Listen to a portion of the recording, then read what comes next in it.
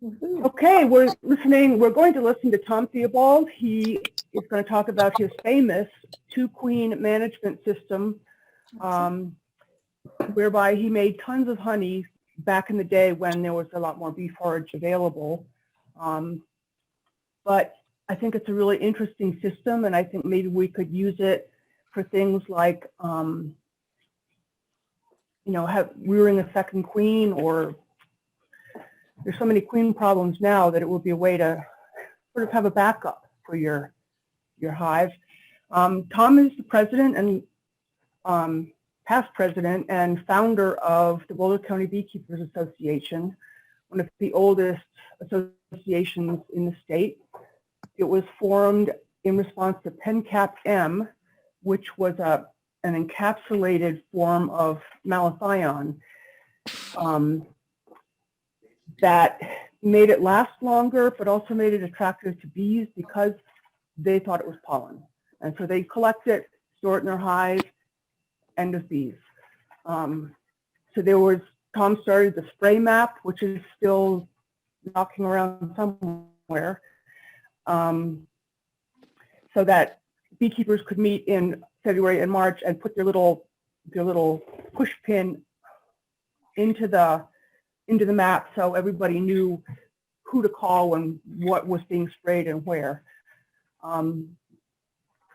And he's kept it going since what, 85, I think? 82? Anyway, the early 80s. And he's owner of the Niwot Honey Farm. He makes the best hand-dipped beeswax candles, at least in the country, possibly in the world. Not very many people do that anymore. It's a lot of labor. It takes a lot of talent and patience. And Tom has also started getting into, he's been into rearing mason bees, which are a native bee. They're active early in the spring. They're great for pollinating fruit trees. And he is our local expert on that.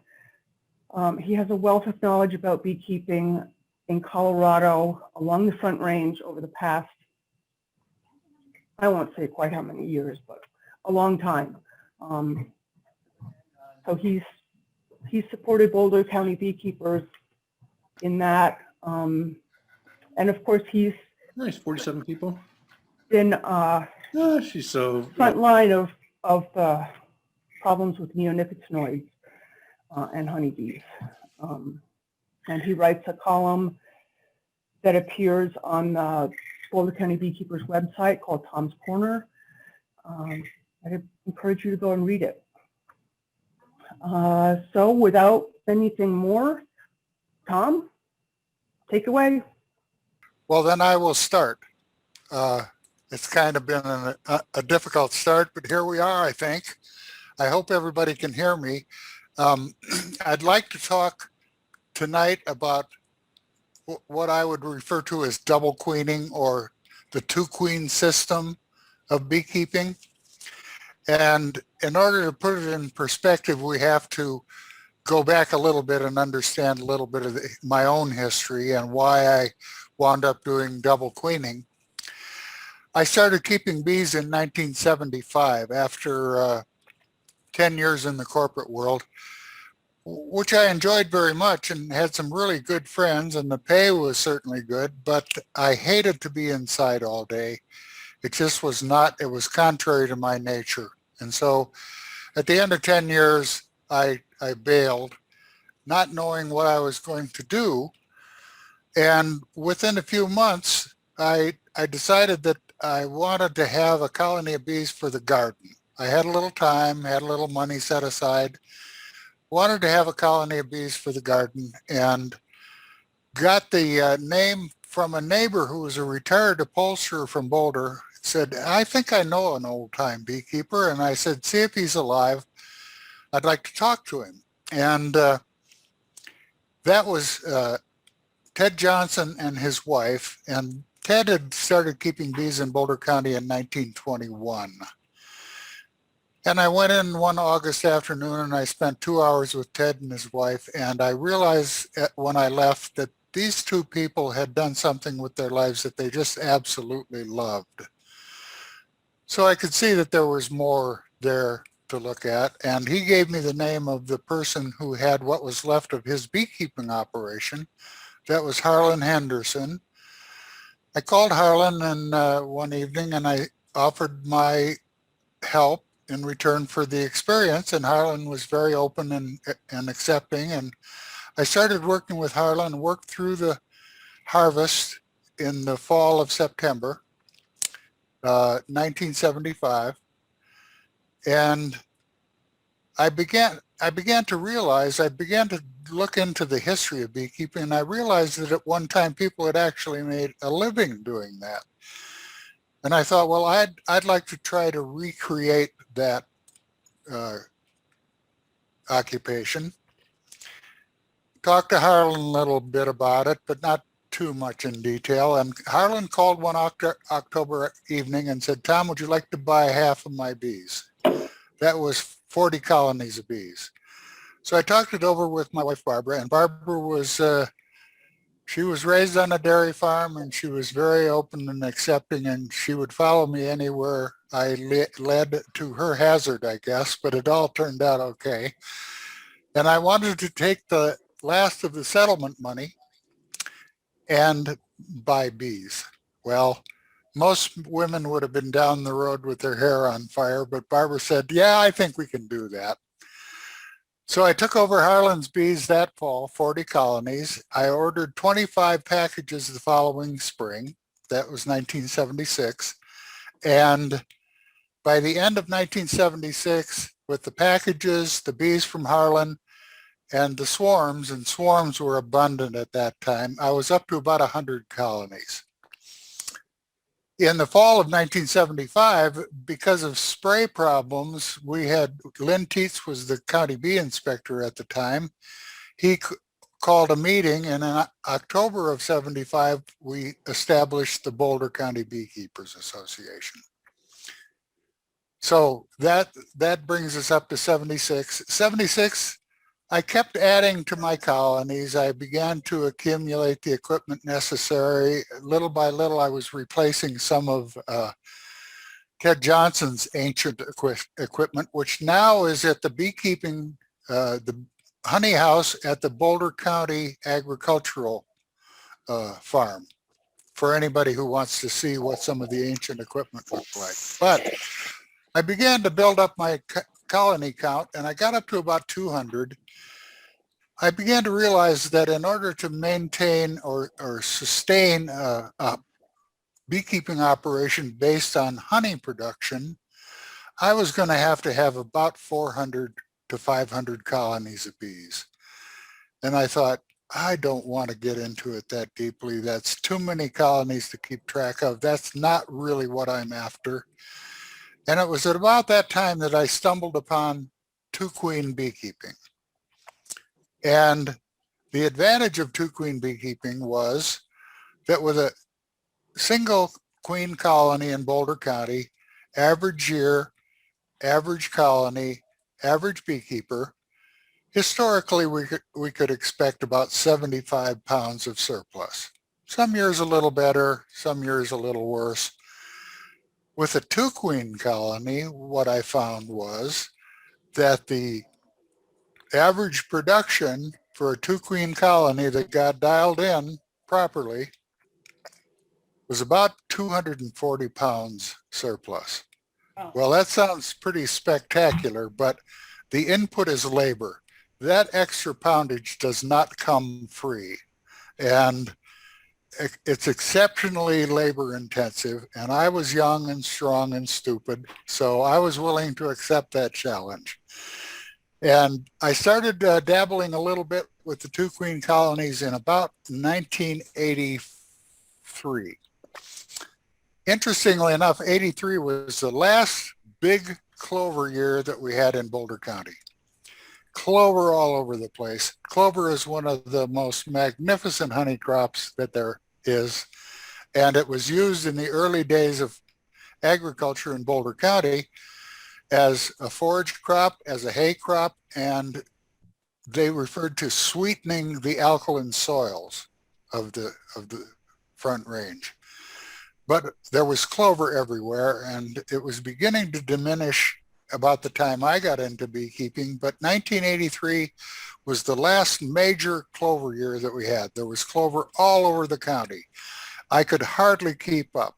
It was honey was coming in by the bucket load. And so it wasn't a real good test of the two-queen system, but that clover year was the last big clover year that we've had since then. So as the days, the years moved on, I got deeper and deeper into two-queen beekeeping, and I'll start at the beginning and I'll explain what that involves, and you might want to take some notes. I'm always open for answering questions afterwards, but with a two-queen system, I would run a two-queen colony in 3 deeps. And beginning in the spring, along about late March or April, I would begin ordering queens from queen breeders around the country. I got most of my bees were Caucasians, and they came from Alabama. The Caucasians have since disappeared from the scene, but they were a wonderful bee. The Carniolans are very similar to Caucasians, but the Caucasians were my favorite for many, many years until they became unavailable. So back to the beginning, three deeps. These are colonies that had been overwintered, and I would go through each of those. I would find the previous year's queen. She would go into the first story with most of the brood. And what I was doing in the third story effectively was making a two-queen split. And that consisted of two frames of sealed brood, 1 frame of open brood, the bees that were adhering to all of those frames, and I would go into the bottom box. I knew where the queen was, so I knew I was going to keep her down there. I would take a frame or 2 of open brood, which was mainly worker bees, and I would shake them into the third story. The reason for that is if you make a split on site, a good share of those bees are fielders that are going to go back to the colony that they're accustomed to. So there's a certain dwindling of the bees in the two-queen split. That's the reason for shaking young bees into the split. So the third story now consists of 2 frames of sealed brood, 1 frame of open brood, a couple of frames of open brood where I've shaken the bees into that third story. The frames themselves would go back into the lower stories. Now, above the second story goes a solid divider. And the third story had an auger hole, a 3/4 inch auger hole entrance to the rear. A day after I'd made that split, I would take one of those queens in a cage and I would introduce it to the third story. I would leave it for a day before I released it, and it would take maybe a week for that queen to begin laying. Let another week go by until that queen had established herself well, had a nice brood nest. The bees were flying readily to the auger hole to the rear. Then the next step is to come back, take the third story off, put in place of that solid divider a double screen, a 3/4 inch frame the size of the top of a box, screen on each side. And what this does is this allows the smell of the two halves to mingle. So now the first 2 stories and the third story share the same fragrance.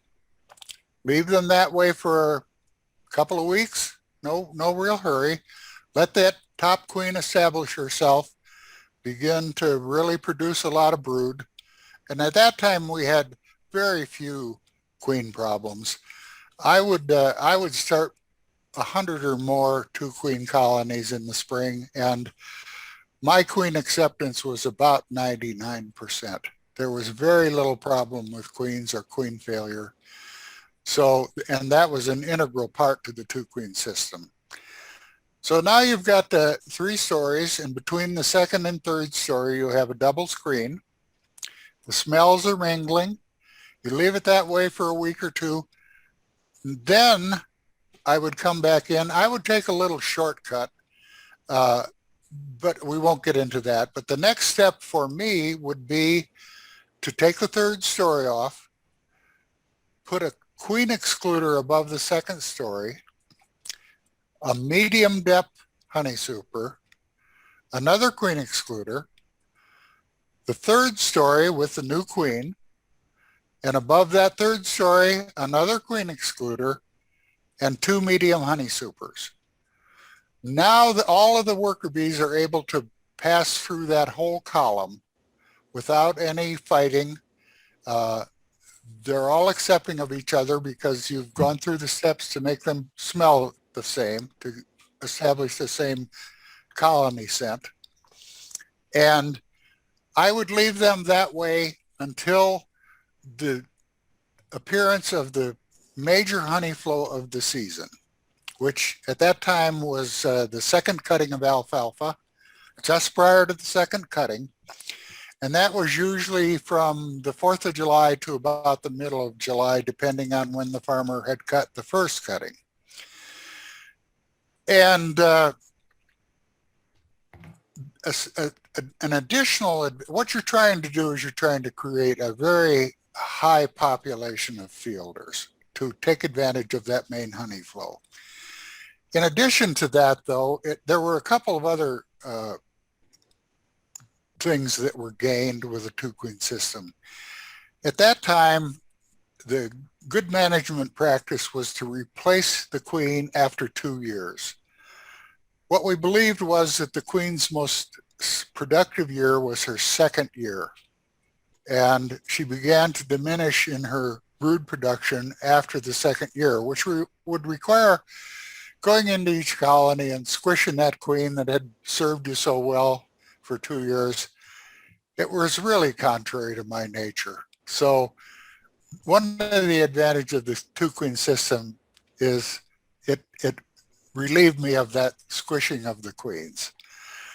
And I'll get to that in a second. The second advantage is that during the course of buildup, you have a very high population of fielders all the way up to the point at which you are going to combine them. And what that means is that that colony could take maximum advantage of minor honey flows because they had a high population of foragers. A single queen colony would be building up, but wouldn't have nearly the number of foragers that a 2-queen colony would because you had 2 queens producing brood. So before the main honey flow, you got to take advantage of the minor honey flows that would be weaker, maybe short-lived, but the bees were able to capitalize on those to some extent. So about the 10th of July, I would come back in and I would disassemble that whole stack of hive bodies and set off the 3rd story temporarily, pull the queen excluders, pull all the honey supers, and when I put the colony back together, the 3rd story would go on top of the 2nd story, the auger hole would go to the front, and by then usually you would have at least a partial medium super filled.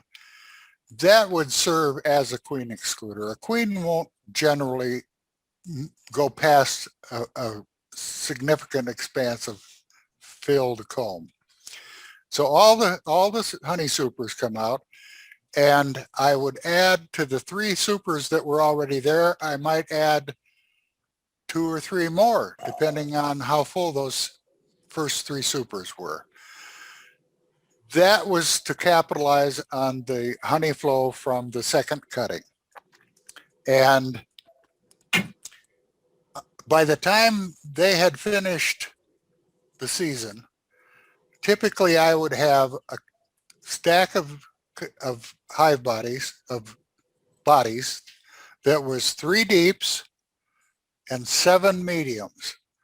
Now, I'm 6'2". I could just barely reach that top super to crack it, to get it off at the end of the season.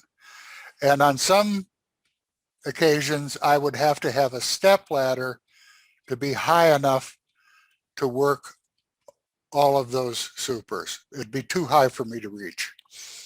I have a picture at home of myself working one of those 2 queen colonies from a step ladder.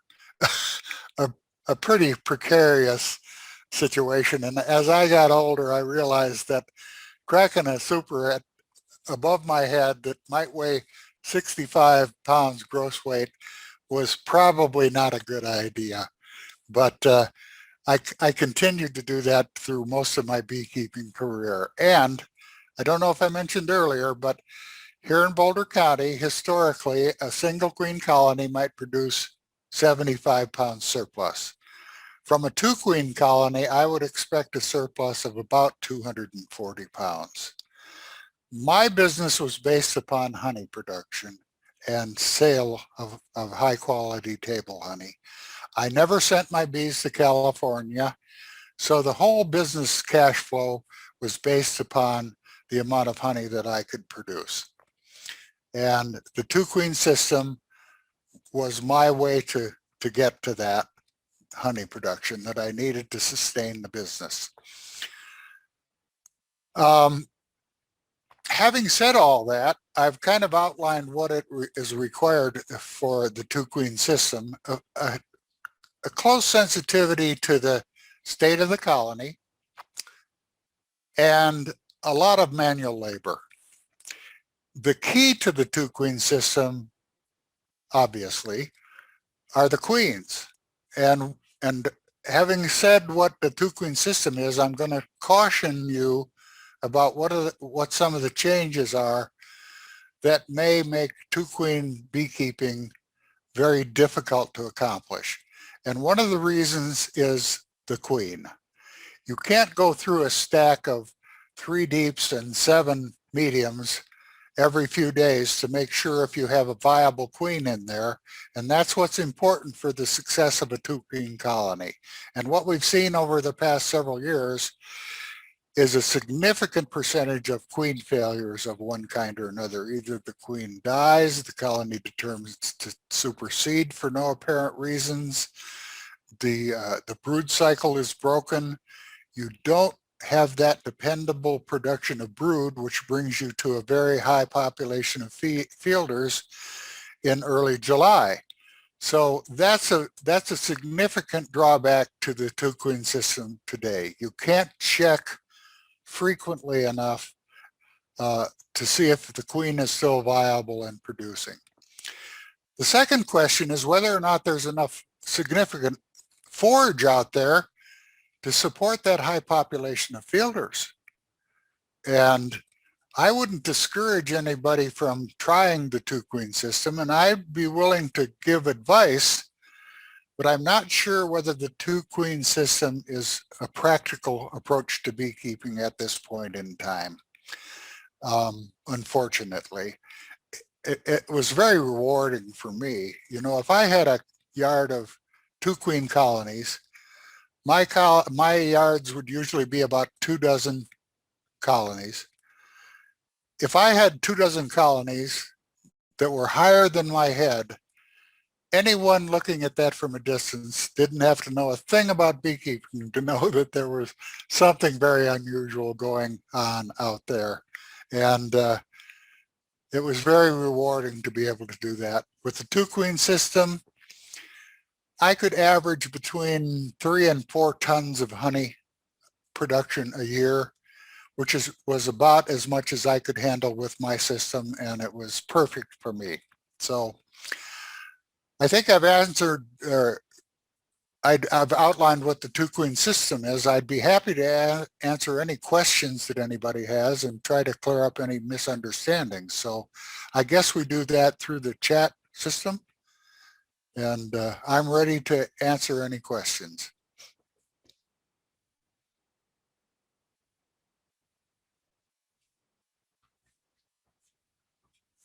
How do we answer the question? Tom, can you hear me? Yes, This is Eric. I can hear Nealman. you. I have a question. Did you have to do anything to prevent swarming, or naturally from your system it prevented swarming in the spring? Actually, that was an advantage. I should have mentioned it earlier.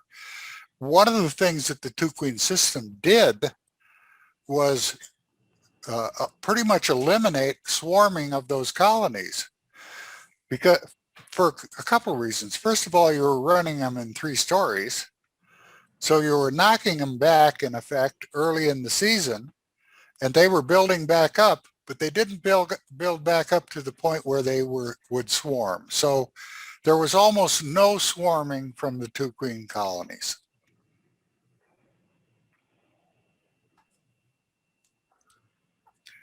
Oh, my daughter Tracy just showed me the chat questions, so let me take these in order. Tom, does your daughter spell her name with an A? Yes. And right here, you're Theobald. Yes, that's A-L-D. the English version of that name.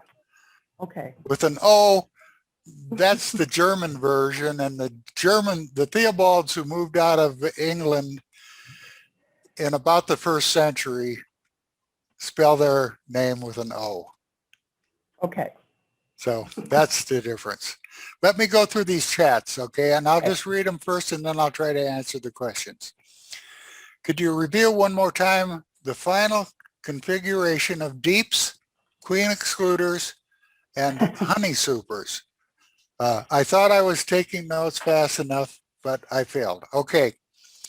Before they were combined, they would be 2 deeps on the bottom, queen excluder, one honey super, maybe a couple, another queen excluder, the 3rd story, and then a queen excluder above the 3rd story, and then honey supers above that. The number of honey supers varied a little bit depending on how fast they were coming on and how much room they needed. But at say the 15th of July, before the second cutting came into bloom, I would take that whole stack down. All the honey supers came out, or all the queen excluders came out. The 3rd deep went down on top of the 2nd story with the auger hole to the front. Now all of those bees had full access, and the queens had access to each other as well. Then above the 3rd story, usually without a queen excluder, if there was at least one medium that was fairly full, that would serve as a queen excluder. And then all the rest of the supers. And that might be 3 deeps and 7 medium supers. I think that in most cases, it took some time for the 2 queens to find each other. And I think both those queens probably coexisted for a period of time, maybe for the balance of the summer, before things got slowed down a little bit and they had a chance to search each other out. It was another advantage of the 2 queen system is it was usually the top queen, the new queen, that prevailed. And I knew that because on occasion, I would combine an order from hobbyist beekeepers along with my order, and they wanted queens that were marked. So, although I didn't buy my queens or mark my own queens marked, that way I knew if the old queen or the young queen had survived. And most of the time, it was that marked young queen that prevailed at the end of the summer. So in addition to all the other things I've listed, you have the advantage of requeening without having to get in there and squish one of those queens. The bees took care of that themselves. So you were going into the fall with a new young queen and a good brood pattern and a very healthy colony of bees. And another advantage is that as the population began to decline, you had all these fielders bringing in pollen, but only one queen producing larvae at this time that needed to consume that pollen. So by the end of September, you would wind up with a colony of bees that might have 2 or 3 full frames of pollen, which was a perfect start for them the following year when the queen began to lay again, and the colony needed that protein source to feed that early brood. You had an ample supply of good pollen. So that was the first question. I hope I've answered that one. Next one. This is being recorded. I would guess what it will be available for review. Christina, can you answer that one? Yeah, we're How to recording ava- it. We're recording it, How- and I'll send a link out. Not everybody here is Boulder County beekeepers, I don't think. Mary Ellen, can you answer that? I can, excuse me, I'll download the recording and make it, and I'll either put it on YouTube, I guess, or whatever the BCBA would prefer, but I'll send you the link to wherever we decide to put it, and you can post that to the list. So give us a couple of days to sort it out, and then we'll post the link. How's that? Okay, that sounds great. Thank you. Okay, I've kind of lost my place in the comments, so let me see if I can get back. One of the last questions that came in, Tom, was I have yet to see a double screen. Were those available commercially, or did you make them? Also would like to know more about the functions of the second hive body, since I expect it to contain brood from the older queen. Well, the older queen, first of all, the double screens, I did the double screens myself, and it was just a 3/4 inch frame the size of the top of a box, and window screen. And I needed so many that I made them myself. I don't know if they were available commercially at that time. I don't think they were. I believe they are now if you search around a little bit, but they're not that difficult to build if you need them. The second part of the question. Let's see. That was about the swarming. They reduced the swarming. There's very little swarming from a 2-queen colony.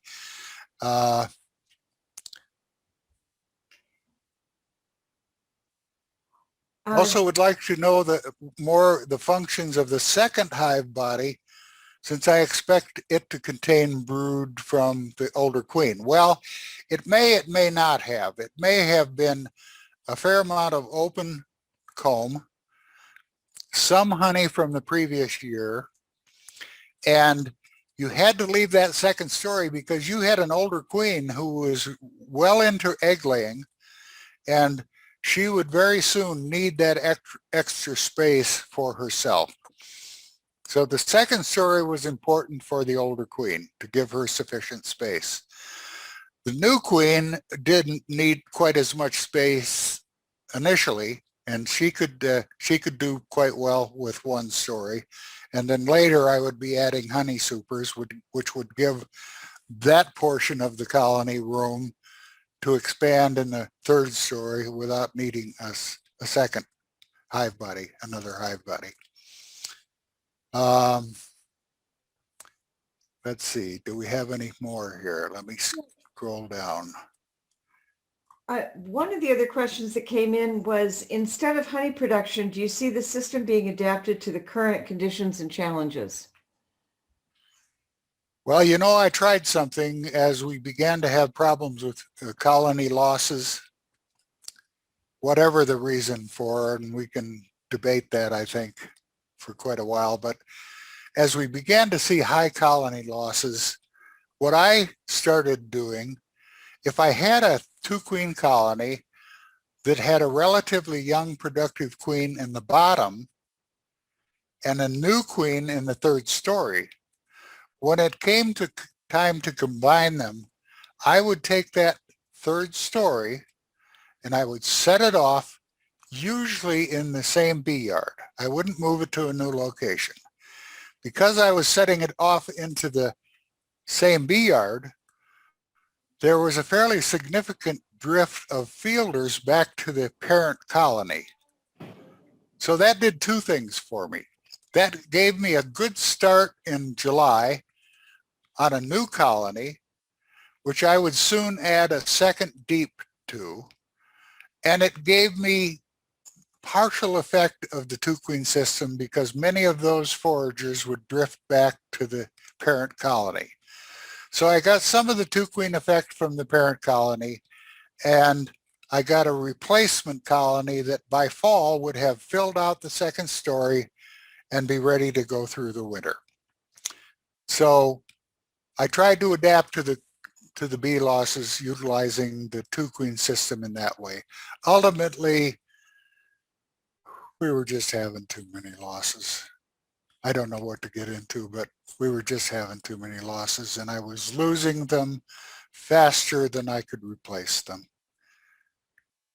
The next step was to try buying packages again. I hadn't bought any packages since the spring of 1976, but it finally came to the point that I was having enough losses that I couldn't replace, that I had to go back to buying packages. That proved to be far too expensive for a business that was based on honey production. And I did not want to send my bees to California and tap that cash flow. So ultimately the losses did me under. Let me see if there are any other questions here that I can answer. One question that came in just a little bit ago was, why is 1 + 1 = 3? I understand that there are many more foragers, but why would 70 pounds of excess honey turn into 240? Because you've built up a very high population of fielders to capitalize, one, on the minor honey flows, but more importantly on the major honey flow. So you had a stack of 3 hive bodies with a very high forager population that could really capitalize on the flow from the second cutting. So that was the advantage. If you had single queen colonies, theoretically, you would be using 4 deeps and you would produce 150 pounds of surplus. With a 2 queens colony, because of the efficiency of those large numbers of foragers, average surplus would be about 240 pounds and use less equipment to accomplish it. There were a number of years where I would have colonies that would go over 300 pounds. Does that answer the question, whoever posed that? So the advantage of the 2 queen system is higher production using less equipment. A follow-up question on that was, why is it important to start the 3rd hive body with the augured entrance toward the rear? Because you want them, initially you want them to be a separate colony. You want them to be supporting that new queen. You don't want them drifting back to the lower entrance down below and depriving that new queen of the bees that she needs to support her production. So that's the reason for having the auger hole to the rear. Great. There was a question in the chat about what's caused the drop in clover, and Christina already answered that in chat, that clover got taken over by suburbanization, roads, and disappearing agriculture. And then there was Varroa and then neonics, to sort of explain what the biggest changes have been that you've seen in the before and after. Is there anything else you wanted to add to that? I'm not sure exactly why the clover has diminished the way it is, and I think some of those explanations are valid. More intensive farming, more corn. I can remember driving from Boulder to Denver along the what we used to call the turnpike or the toll road. And if you looked over to the right, we're starting from about Superior to Berthoud, or Broomfield, it would almost be solid sweet clover in a clover year. The early family in Broomfield were the Crawfords, and their operation ran from about where I-25 is today all the way to Superior. And that was almost continuous clover. And they would start at I-25 harvesting the honey, most of that as comb honey in those days. And by the time they got to Superior, they had to go back and start over again at where I-25 is today. But the clover came from plantings for forage and to sweeten the alkaline soils, and clover did very well in this climate, but slowly but surely began to diminish. And as I said, the biggest clover year we've ever had in my experience was 1983. We still have areas where we can have a pretty good clover bloom from one year to the next. Clover seems to sit there for several years until the conditions become right, and then under the right conditions, you get a clover bloom where you hadn't had one for several years. And that might go on for 1 or 2 years, and then you might go through several more years without the clover bloom. But in general, the amount of sweet clover in bloom in any given year has diminished substantially. Any more questions? Any more chat questions? No more have come in right now on chat. If anyone has any questions, they can type it in the chat box now.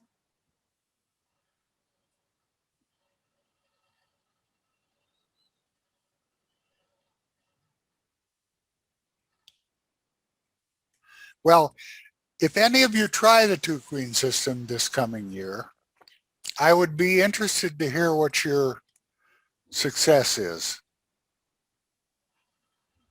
And I'm open to give advice if you have questions as the summer progresses. That's about all I had.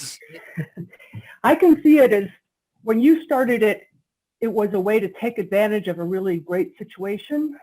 And now I see it maybe as trying to make up for a really bad situation with kind of fostering that young queen before you pull out the old queen, and you're left with nothing often. The new queen gives you a backup. It gives you a backup, but we've had so many problems with queen failures and supersedures. You have to go into that colony frequently to make sure that you still have 2 viable queens if you're trying to do the 2 queen system. Now, the possibility is we may see a better survival with the new queen than we do with the older queen, in which case that new queen is a backup. I think that's yet to be determined from experience. We've just had horrible queen experience.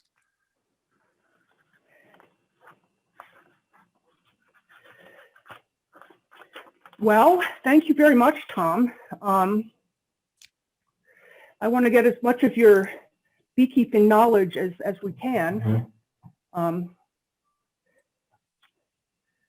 Well, I'm willing to share it. Many of you may know that I'm dealing with some fairly significant health problems, and I may have, my time may be counted in months.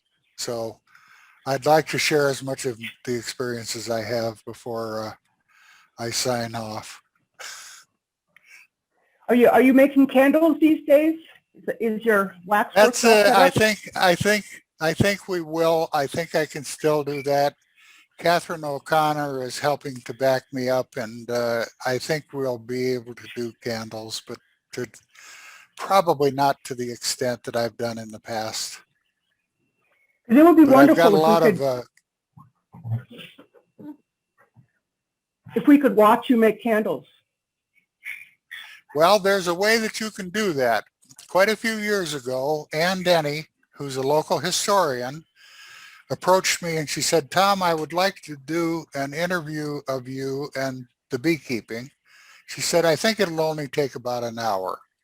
I said, Ann, I can hardly say hello in an hour. So what it wound up was 5 videos that we did that covered all aspects of the beekeeping. From, I think we probably talked about the 2-queen system. We talked about the wax rendering. We talked about the candle making. We talked about the harvesting. And those are available on the internet. It's the Maria Rogers Oral History Program. Put my name in, and all of those videos are available. And they have become very important because they were an historical statement. They were done before we began to get into a lot of the problems that we deal with every day now. So those are available for anyone who wants to look them up and listen to them. Thanks. I want to put in a plug for our t-shirts one more time. And perhaps Tom will be modeling the men's version very soon. On the front, it says Boulder County Beekeepers. On the back is the Bee Chica's design. I don't know how much modeling I'm able to do now, but I'm certainly willing to give it a try. You'll do more than I will. I can tell you that. Well, I want to thank everybody who took the time to tune in on this, and I hope that I've given you some worthwhile information. You always do. I think 58 of us are glad that we tuned in, and That's good. And we'll keep tapping you. Yeah, I'll keep speaking out as long as I'm able to, and despite the compromises that I have now, the brain is doing pretty well. So I'm exercising it to the extent that I can as long as I'm able to. Good for you. All right, you take care, and we'll keep in touch. Okay, thanks everybody. Thank you, Tom.